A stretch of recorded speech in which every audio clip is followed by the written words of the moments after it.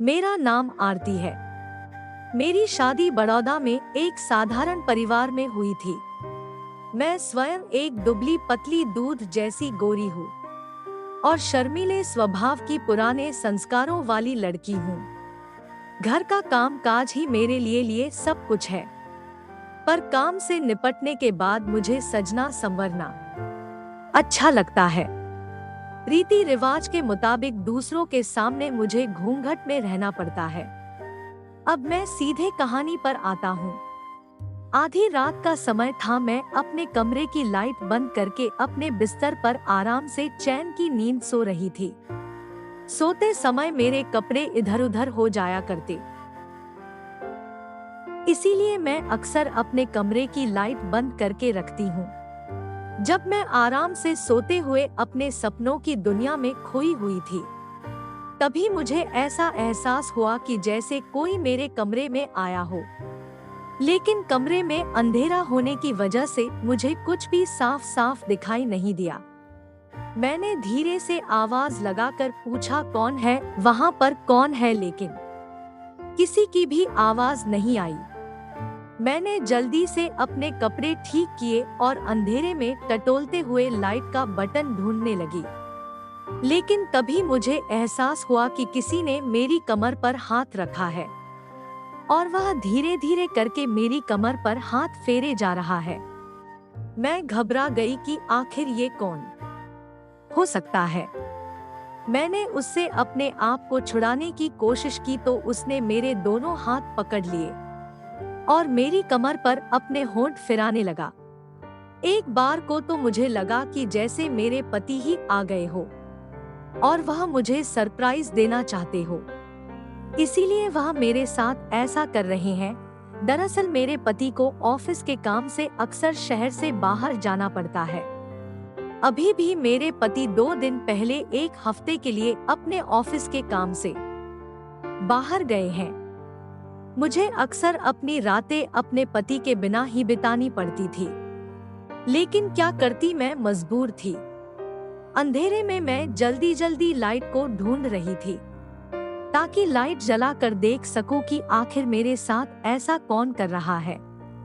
लेकिन जैसे ही मैंने लाइट खोली तो मैं ये देखकर हैरान थी कि वहां पर तो कोई भी नहीं था। लेकिन मैं इस बात से इतनी ज्यादा घबरा गई थी कि अब मैंने लाइट बंद ही नहीं की, लेकिन मुझे आदत ही कुछ ऐसी पड़ चुकी थी कि बिना लाइट बंद किए मुझे नींद भी नहीं आती थी। इसीलिए मैंने एक बार फिर से लाइट को बंद कर दिया और कमरे के दरवाजे को अच्छे से टाइट लगा दिया। क्योंकि मेरे कमरे की कुंडी नहीं लगती, इसीलिए मुझे ऐसे ही रखना पड़ता है। मैं एक बार फिर से अपने बिस्तर पर जाकर सोने लगी, लेकिन वह मेरी कमर पर जो छूने का एहसास था, वह एहसास मुझे सोने नहीं दे रहा था। उस एहसास की वजह से मुझे अपने पति की याद बहुत ज्यादा आने लगी।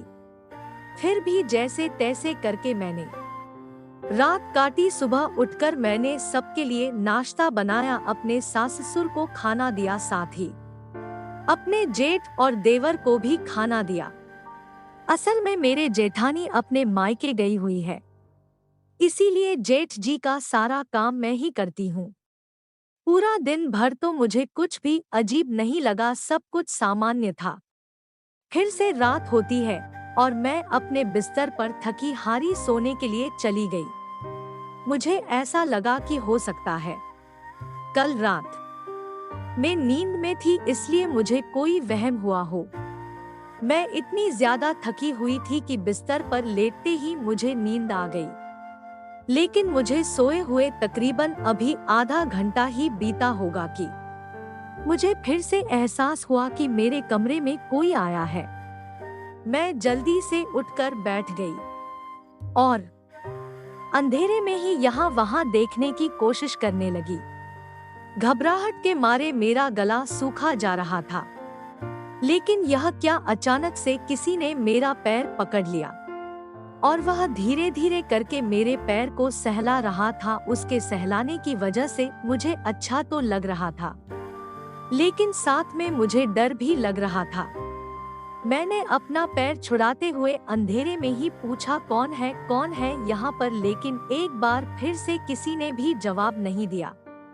मैं फिर से जल्दी से उठकर लाइट खोलने के लिए जाने लगी, लेकिन तभी उस इंसान ने मुझे अपनी बाहों में पकड़ लिया और मुझे वापस बिस्तर पर ही बैठा दिया और धीरे धीरे करके मेरे सारे बदन पर अपना हाथ फिरता जा रहा था।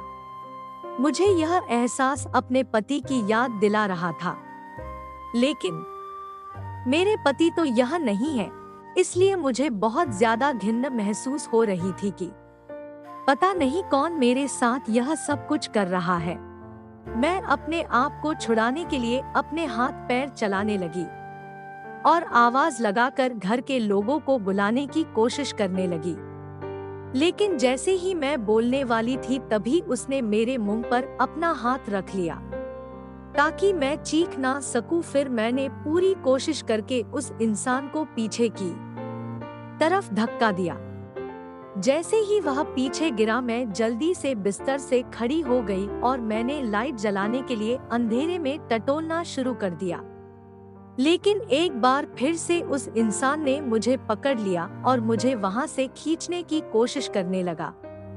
लेकिन तभी अचानक से मेरे हाथ बल्ब का बटन लग गया और मैंने जल्दी से बल्ब को जला दिया। जैसे ही कमरे में रोशनी हुई तो मेरे तो पैरों तले जमीन ही खिसक गई, क्योंकि मेरे सामने कोई और नहीं, मेरे जेठ जी खड़े हुए थे। मैं उनको अपने सामने देखकर बहुत हैरान थी। मैंने उन्हें गुस्से में पीछे धक्का देते हुए कहा, जेठ जी, आपको शर्म नहीं आती इस तरीके से अपने छोटे भाई की पत्नी के कमरे में आते हुए?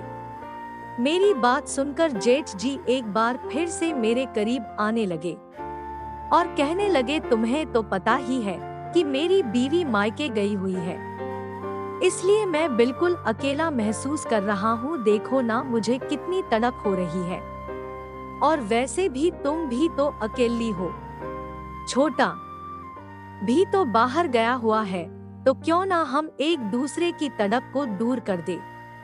मैंने गुस्से में आकर जेठ जी से कहा कि जेठ बड़े भाई के समान होता है और आपने यह रिश्ता नापाक कर दिया। मुझे तो लगा था कि कोई चोर या कोई बाहर का आदमी घर में घुस आया है, लेकिन यह तो घर का आदमी है जो चोर से भी ज्यादा बुरा निकल गया।